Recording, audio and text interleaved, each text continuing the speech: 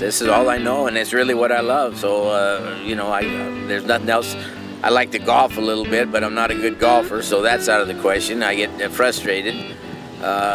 Fishing, I don't like to fish. I really, like I say, there's not a hell of a lot much that I'd like to do except what I'm doing. My name is Brinson. I train here at Canterbury Park. Been here since 2010, was my first year, and I've been coming ever since. I was raised around the racetrack. My father was a trainer for 50-something years, and I was just basically raised from the time I was a baby around the track. And I rode 4 years, and then I got too heavy. I rode from 63 to 67, and I was hoping to ride, be a jockey longer than I turned out to be, but I got too heavy, and then I started training in 68. Juan Delgado is my foreman, and he is also my head exercise rider. He's been with me going on six years now. He basically runs the barn, and it's a program where I put a list up of the horses I want to go in order, and then Juan makes sure that they come in that order, and until we get them all to the racetrack and train. Martin Escobar has rode for me the last couple of years here. Not everything, but he rides a good part of them. A very capable rider, knows where he's at out there, knows what's going on around him. I would say he's probably one of the underrated riders here. The thing is, I know Martin from since he was an exercise rider too, so I know it's a pretty good hand. And he's a good guy, good rider. I'm Martin Escobar, professional rider, and I was here 3 years ago in Canterbury, and I'm glad to come back. Star Street was bought out of the Kentucky yearling sale.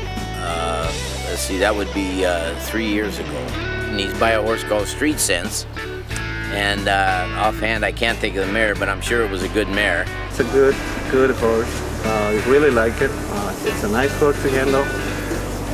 It's a very quiet horse. Sometimes it wants to be a little aggressive too.